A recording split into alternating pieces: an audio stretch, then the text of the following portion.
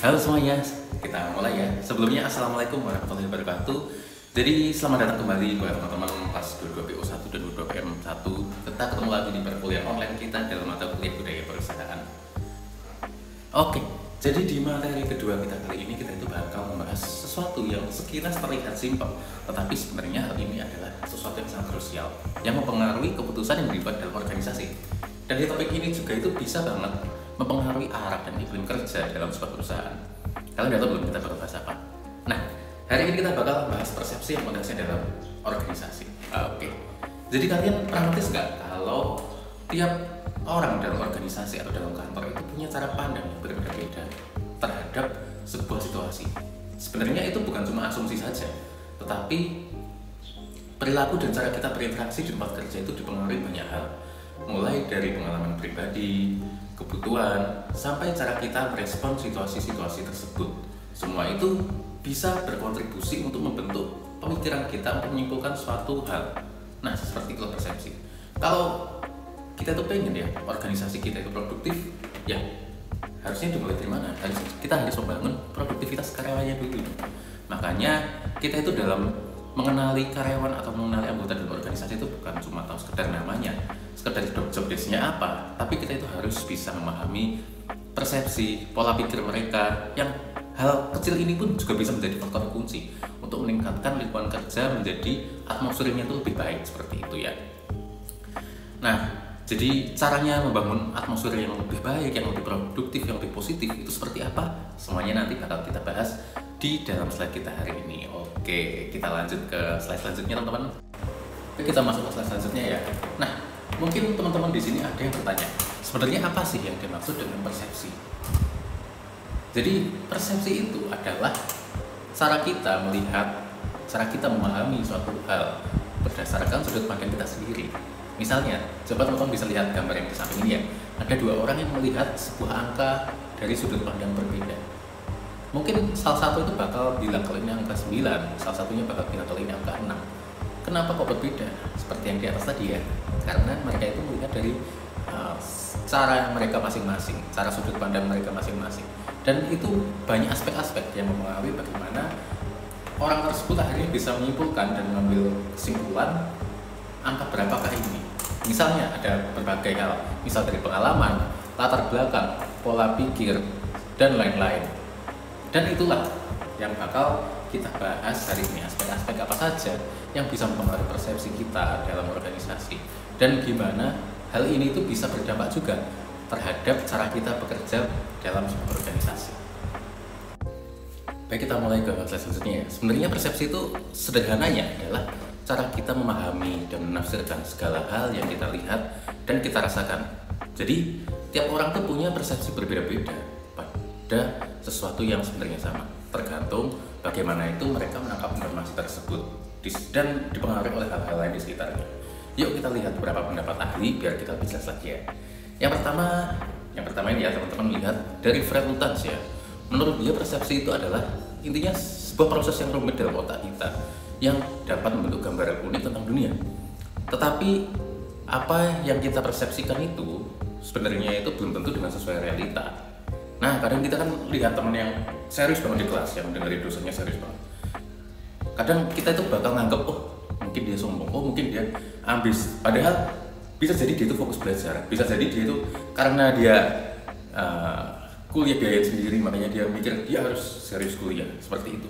Habis yang kedua adalah dari Philip Kotler ya, poin kedua ini. Dia bilang persepsi itu seperti filter pribadi kita. Jadi kita memilih, mengatur, menginterpretasikan informasi yang kita terima itu biar lebih mudah dipahami. Contohnya ini, ya kalau di zaman sekarang ya, kenapa orang tuh banyak yang sudah mulai meninggalkan televisi kayak gitu ya. Mereka lebih milih pakai medsos ya. Karena mereka lebih tertarik sama konten yang apa yang sesuai dengan minat mereka aja. Jadi mereka memilih untuk melihat apa yang relevan buat dia. Nah, seperti itu persepsi itu, kalau menurut tadi. Sedangkan yang poin ketiga menurut Stephen Robbins, jadi dia itu menggambarkan persepsi itu sebagai proses di mana kita itu menata, menginterpretasikan info yang kita terima lewat panca indera kita. Nah, panca indera ini di sini. Jadi untuk memberi arti ke lingkungan sekitar. Jadi dari panca indera itu kita olah di otak dan kita bisa mengartikan apa yang ada di lingkungan sekitar.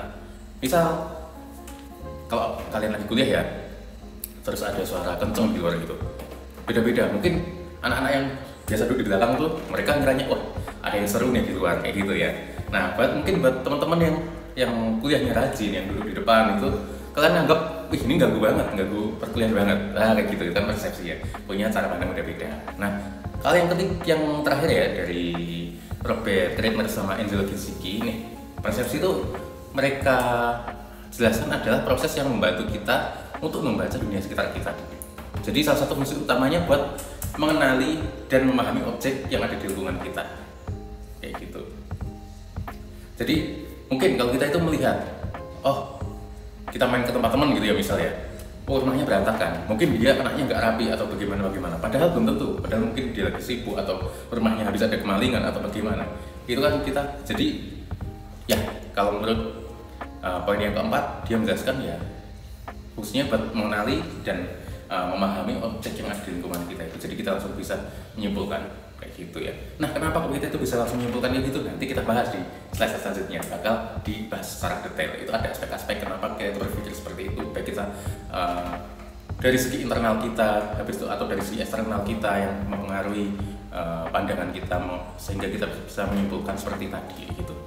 Jadi persepsi itu bisa kayak kacamata pribadi kita gitu ya, yang bisa membantu memahami dunia, tapi juga bisa bikin kita melihat sesuatu yang nggak selalu sesuai sebenarnya di kenyataan, kayak gitu ya. Jadi di dalam organisasi itu cara pandang kita penting karena kita itu bisa banget mempengaruhi cara kita berinteraksi dengan mengambil keputusan.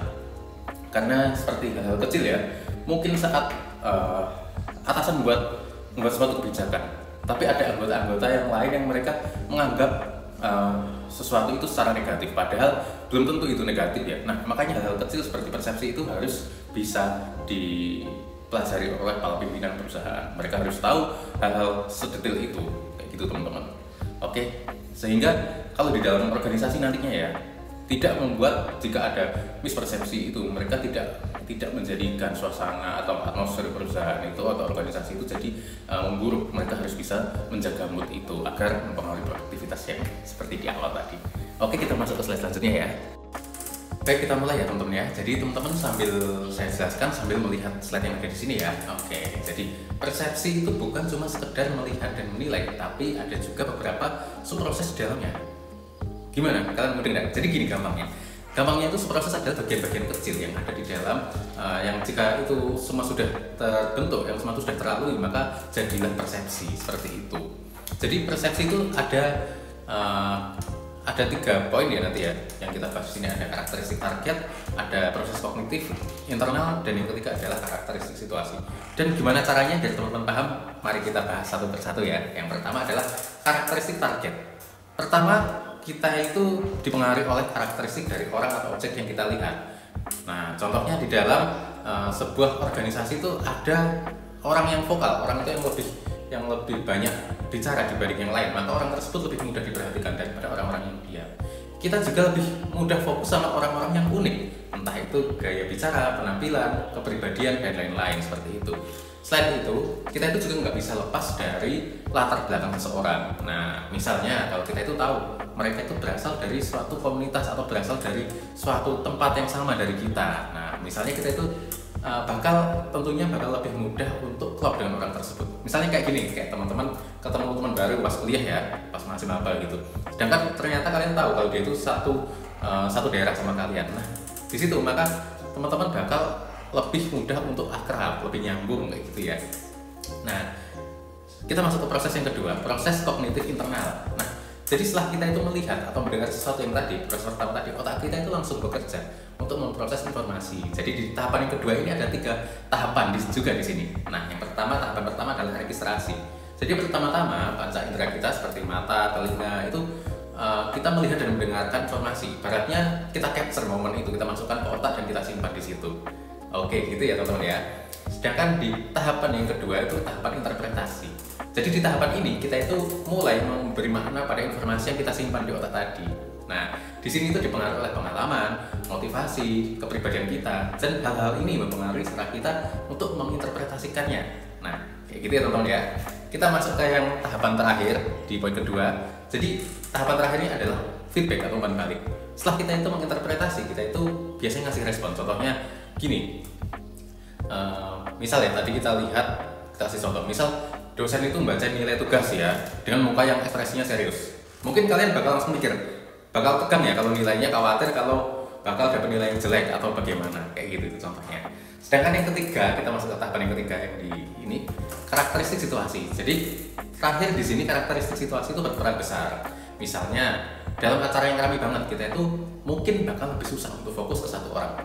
Nah, jadi kondisi di sekitar kita itu apakah ramai atau tenang, itu juga mempengaruhi cara kita melihat dan menilai sesuatu. Misalnya saat kita di pagi hari ya, ada sesuatu yang ribet, kita itu masih santai-santai aja karena kita itu masih seger, masih moodnya masih baik, masih fresh seperti itu. Nah, jika hal seperti itu terjadi di sore hari, jam-jam macet atau gitu, nah kita bakal lebih mudah untuk marah, lebih mudah untuk emosi, kayak gitu ya.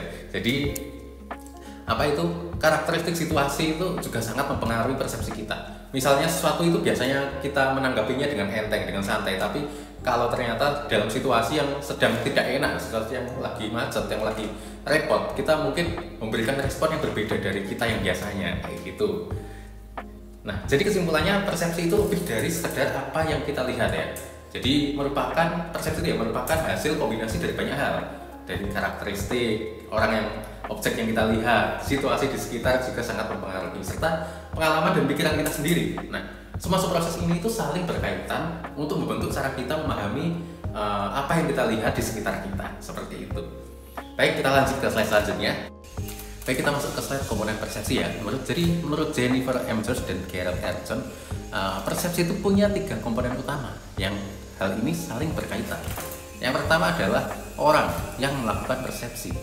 Jadi ini adalah individu yang mencoba memahami apa yang ia lihat dan apa yang ia dengar dan apa yang ia rasakan lewat panca inderanya. Dan yang di poin kedua ini adalah target persepsi.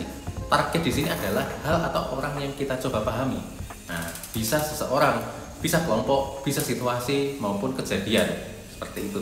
Dan di poin yang ketiga adalah situasi. Situasi adalah maksudnya konteks lingkungan di mana persepsi itu terjadi.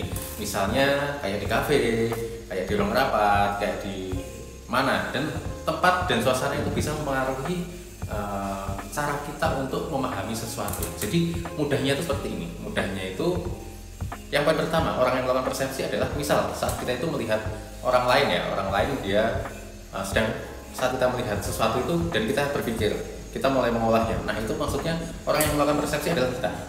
Kayak gitu ya. Nah, misalnya jika ada orang lain ya, dia lagi melihat kita. Nah, yang melakukan persepsi berarti orang lain, gitu ya. Sedangkan target persepsi, misal saya lagi melihat mahasiswa yang diem pojokan, sedangkan terus saya mikir, dia kenapa gitu ya. Nah, target persepsinya berarti mahasiswa yang di pojokan itu, kayak gitu. Oke, sedangkan di situasi adalah lingkungan di mana terjadinya persepsi itu. Kayak gitu ya teman-teman ya. Jadi mudahnya seperti itu. Oke, jadi meskipun kita itu berusaha untuk objektif ya, persepsi itu seringkali dipengaruhi oleh pikiran, oleh perasaan dan pengalaman pribadi. Itu sebabnya persepsi tiap orang itu bisa berbeda-beda.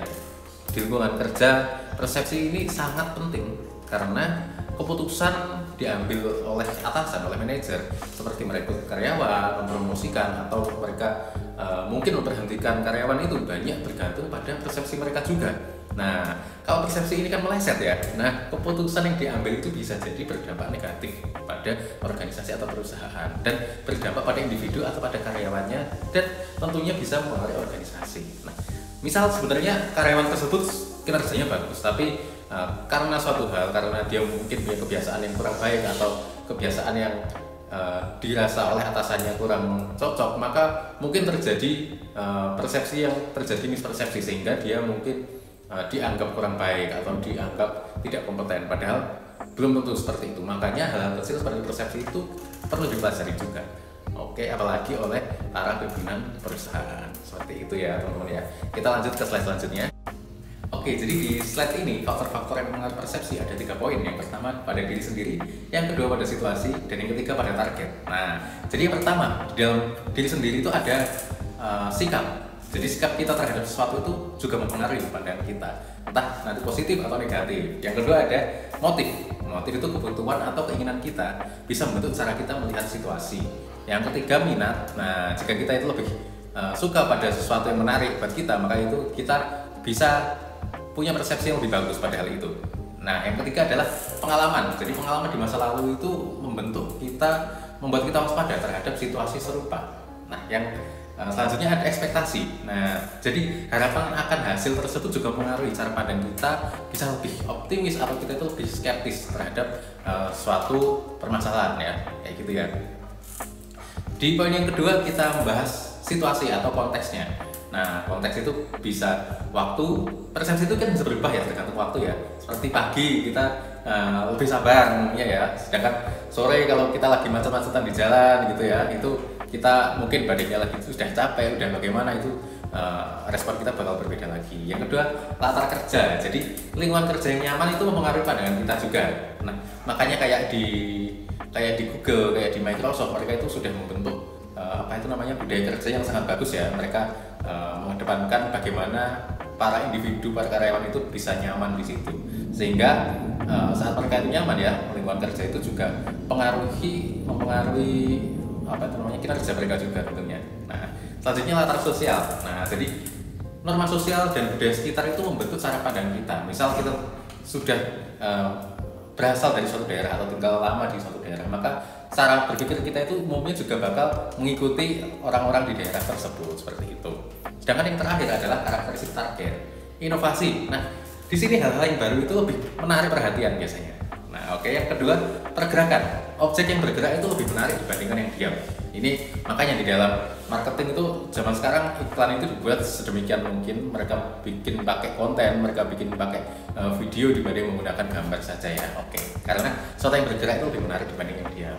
Dengan suara, kebisingan suara itu bisa mengganggu fokus juga. Habis itu misal saat rapat ya, atasan kalian itu meninggikan suara, berarti dia itu semacam meminta untuk atensi, kayak gitu, itu juga bisa. Selanjutnya, ukuran objek yang lebih besar itu biasanya itu lebih mudah untuk diingat ya, untuk lebih menarik perhatian, atau objek yang berbeda dari sekitarnya, maka dia itu bakal lebih menarik ya, bakal lebih mudah diingat. Habis itu latar belakang di sini bisa latar belakang pendidikan atau latar belakang budaya, itu mempengaruhi cara kita melihat orang lain. Nah, selanjutnya proximitas. Jadi semakin dekat kita dengan orang lain, maka semakin kita itu memperhatikannya. Proximitas itu seperti itu ya. Sedangkan yang terakhir, kesamaan. Kita itu cenderung menyukai orang dengan nilai atau karakteristik yang sama. Oke, gitu teman-teman. Jadi kita itu memahami faktor-faktor ini membantu kita itu lebih objektif dalam menilai sekitar kita. Seperti itu ya. Oke, kita lanjut ke slide selanjutnya. Oke. Persepsi seseorang dalam membuat penilaian atas orang lain tersebut itu ada teorinya yang memudahkan kita untuk melihat penyebab kita membuat persepsi itu dari segi internal atau segi eksternal, seperti itu. Teorinya dinamakan dengan teori atribut. Oke, mari kita bahas ya. Teori atribut itu merupakan seperti teori yang membantu kita memahami alasan dibalik perilaku orang lain. Misalnya kalau kita itu kalau saya lihat mahasiswa yang terlambat datang ke kelas gitu, saya tuh langsung mikir, oh kenapa ya dia kenapa dia terlambat, seperti itu. Nah, dalam teori ini kita itu biasanya akan mengaitkan alasan keterlambatan mahasiswa tersebut dengan dua hal, kayak gitu ya. Yang pertama dari penyebab internal, atau yang kedua dari penyebab eksternal. Nah, kalau kita pertama penyebab internal dulu ya, ini artinya kita itu bakal mikir, oh dia terlambat karena sifatnya atau kebiasaan pribadinya, atau mungkin dia bangun kesiangan, atau mungkin dia itu malas, kayak gitu. Kita bisa menyimpulkan seperti itu kalau dari segi internalnya, kayak gitu ya. Sedangkan di penyebab internal ini lebih ke hal-hal yang ada di dalam diri si mahasiswa tersebut, seperti kepribadiannya, sikap atau pilihannya, seperti itu. Yang kedua ada di penyebab eksternal. Jadi di sini itu kita lebih melihat situasi di luar yang mempengaruhi perilaku mahasiswa tersebut. Misalnya, mungkin dia terlambat karena transportasi umumnya macet. Oke, mungkin kalau di Surabaya mungkin jalanannya lagi macet. Oke, mungkin kena banjir, kena macet dan lain-lain kayak gitu ya. Ada pembangunan jalan. Nah, seperti itu. Jadi penyebab eksternal ini lebih ke faktor-faktor yang ada di luar kendali si mahasiswa itu. Jadi di teori atribusi ini membantu kita untuk memahami apakah kita itu menilai keterlambatan si mahasiswa tadi dalam konteks contoh tadi ya.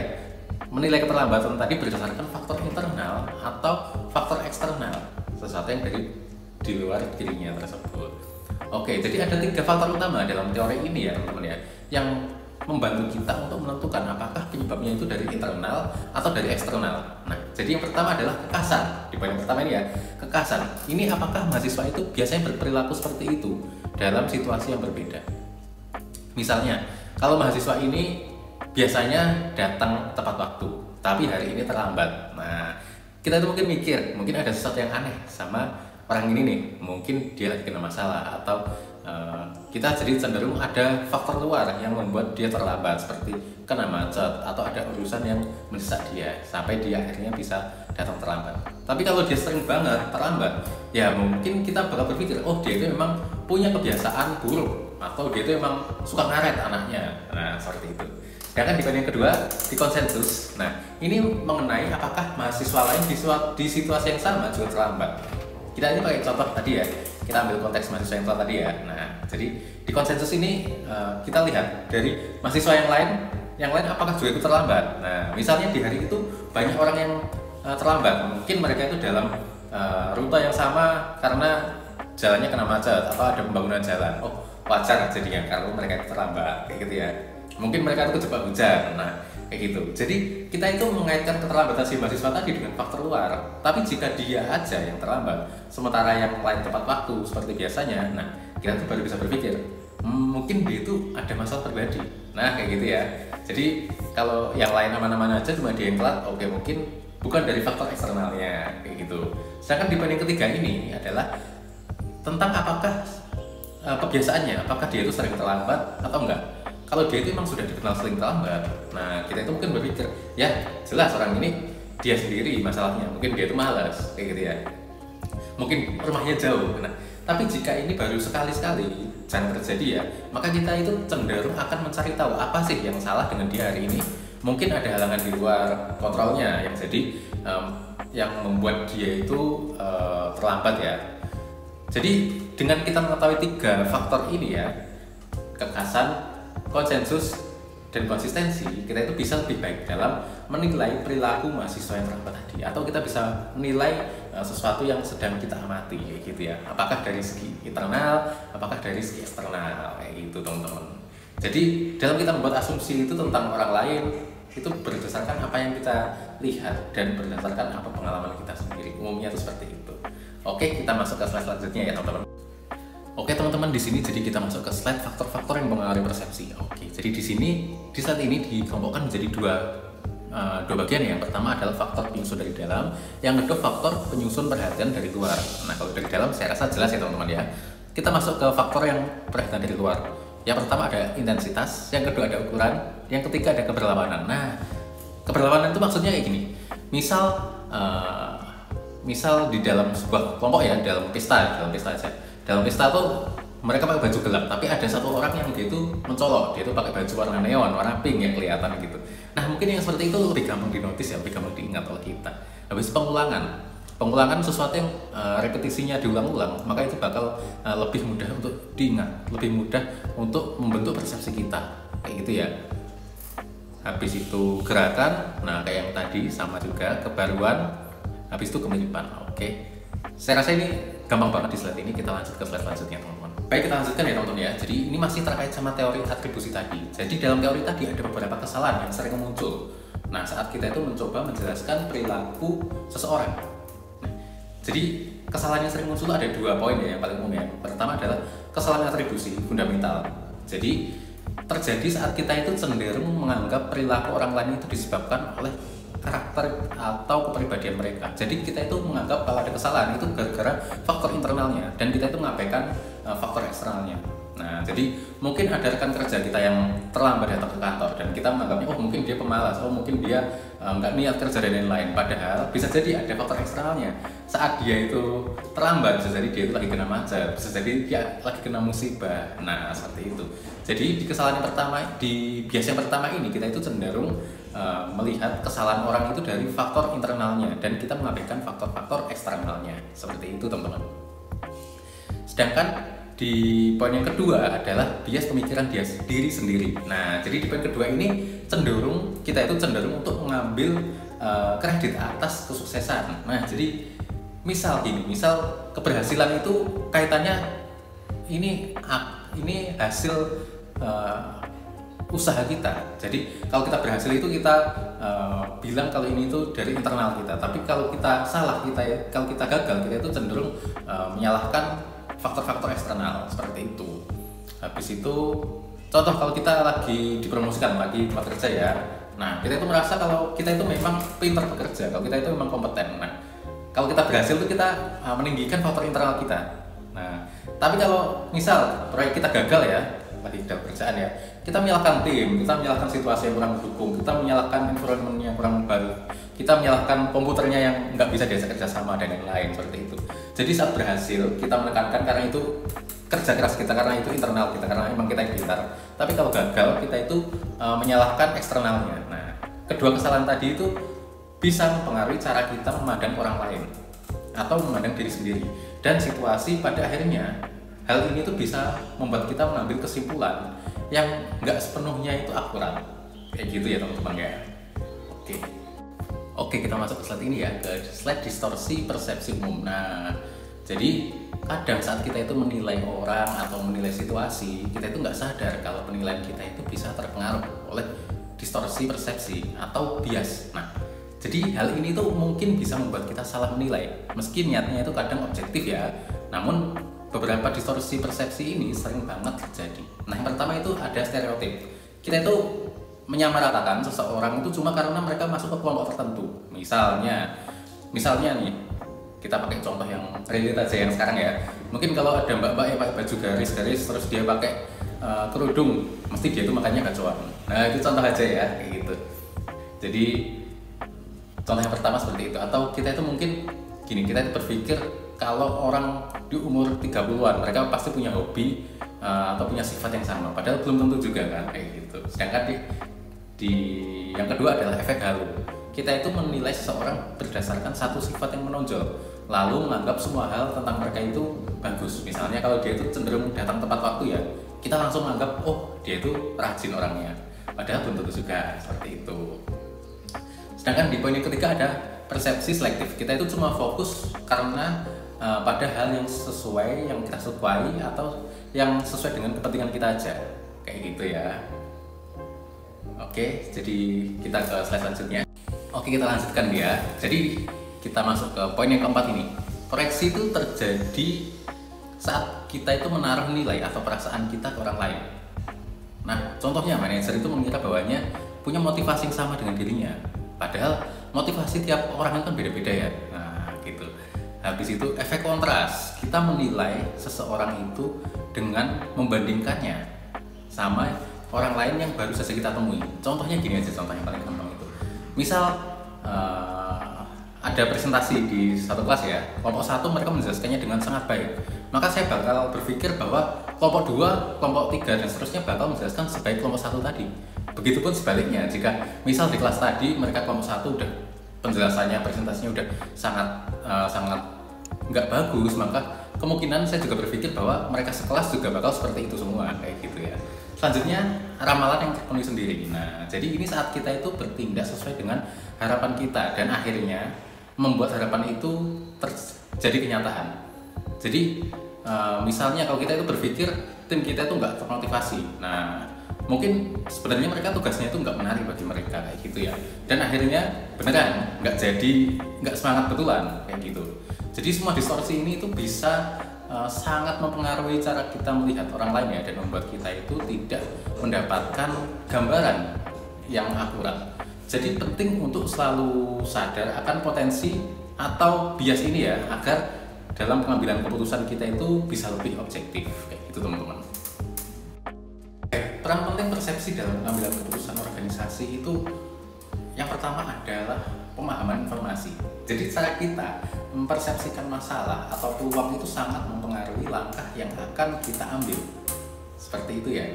Yang kedua adalah distorsi persepsi. Nah, jadi di sini bias seperti stereotip dapat mengarahkan kita pada keputusan yang tidak objektif, seperti promosi, evaluasi karyawan, dan hal-hal seperti itu bisa mengganggu atmosfer dari sebuah organisasi. Yang ketiga adalah persepsi risiko. Jadi cara kita memandang resiko itu mempengaruhi keberanian kita dalam mengambil keputusan. Ya, kayak gitu ya. Selanjutnya, institusi dalam keputusan cepat. Jadi dalam keputusan cepat, persepsi itu berperan penting melalui intuisi yang dibentuk oleh pengalaman. Nah, oke. Jadi kesimpulannya, persepsi yang tepat itu sangat mendukung keputusan yang baik, teman-teman. Sementara persepsi yang bias itu bisa mengarahkan ke keputusan yang kurang akurat, apalagi konteksnya dalam organisasi. Karena dalam organisasi itu kan bukan hanya individu saja yang diatur, tapi kan mengarah ke banyak orang yang ada di dalamnya, seperti itu. Mengapa di sini kita itu perlu banget mempelajari persepsi. Oke. Jadi di sini kita menjelaskan tentang pengambilan keputusan dalam organisasi. Nah, di sini yang pertama adalah pengambilan keputusan rasional. Ini adalah cara yang membuat keputusan paling terstruktur dan logis. Kita itu di sini pakai data, pakai analisis, dan membandingkan beberapa pilihan sebelum akhirnya memutuskan yang terbaik. Jadi di sini tuh ada 6 langkah ya nanti yang digunakan ya, 6 langkah tersebut. Jadi karena langkahnya ada banyak ya di sini. Di sini ada keunggulannya yang jelas, keputusannya lebih tertata, lebih rapi, dan berbasis oleh data. Dan sehingga peluang untuk membuat kesalahan itu lebih kecil. Nah, selanjutnya kelemahannya, prosesnya itu kan lama, butuh banyak energi, butuh banyak biaya. Nah, gitu. Selanjutnya yang pengambilan keputusan yang kedua adalah rasionalitas terbatas. Jadi di sini itu kita membuat keputusan dengan cara yang lebih simpel. Kadang karena adanya keterbatasan waktu, informasi, atau kemampuan kita. Jadi nggak semua aspek itu kita lihat, semuanya kita bandingkan secara detail semua masalah itu. Tapi kita itu fokus pada poin-poin yang penting aja. Jadi di sini meskipun nggak seakurat yang pertama ya, tapi tetap ada keunggulannya. Keunggulannya itu ya dia itu lebih cepat, lebih hemat waktu, cocok untuk situasi yang mendesak seperti itu. Jadi kelemahannya juga ada, ya kan nggak semua aspek dianalisis kan, makanya hasilnya itu bisa jadi kurang maksimal. Sedangkan pengambilan keputusan ketiga adalah pengambilan keputusan intuitif. Nah, jadi keputusan di ini itu diambil pakai naluri, pakai perasaan seringkali. Tapi meskipun ini pakai naluri aja ya, kita tuh nggak melihat data dan lain-lain ya. Ini tuh didapat saat orang tersebut sudah punya pengalaman yang sangat lama di situ, dia sudah ahli di situ, sehingga saat dia itu mengambil keputusan seperti itu, otaknya secara tidak sadar, secara di luar kepala dia itu udah tahu untuk mengambil keputusan yang mana. Nah, jadi gitu. Jadi dia tuh gampang itu kayak pakai feeling aja, tapi pakai feeling aja udah benar gitu ya teman-teman ya. Jadi keunggulannya bagus untuk situasi yang butuh respon cepat. Nah, jadi keuntungannya seperti itu ya. Habis itu kelemahannya tuh ya kayak bisa bias ya, karena cuma ngandelin insting ya, mungkin nggak selalu akurat atau nggak didukung oleh bukti yang kuat ya. Jadi ketiga metode ini seringkali digunakan secara kombinasi dalam organisasi, tergantung pada situasi dan kebutuhan yang ada dalam organisasi. Oke teman-teman. Bias dan kesalahan umum dalam pengambilan keputusan itu dapat mempengaruhi cara kita dalam membuat keputusan, baik secara sadar maupun tidak. Nah, di sini dijelaskan menjadi 8 poin ya teman-teman ya. Di poin yang pertama itu adalah akan kita jelaskan. Jadi yang pertama adalah bias terlalu percaya diri. Ini terjadi ketika seorang merasa terlalu yakin dengan penilaian atau keputusannya. Bahkan di sini ya, orang itu biasanya saat mereka itu ada data yang tidak mendukung keyakinannya, bias ini bisa menyebabkan kesalahan fatal karena keputusan yang diambil dengan rasa aman dan berlebihan kayak gitu teman-teman.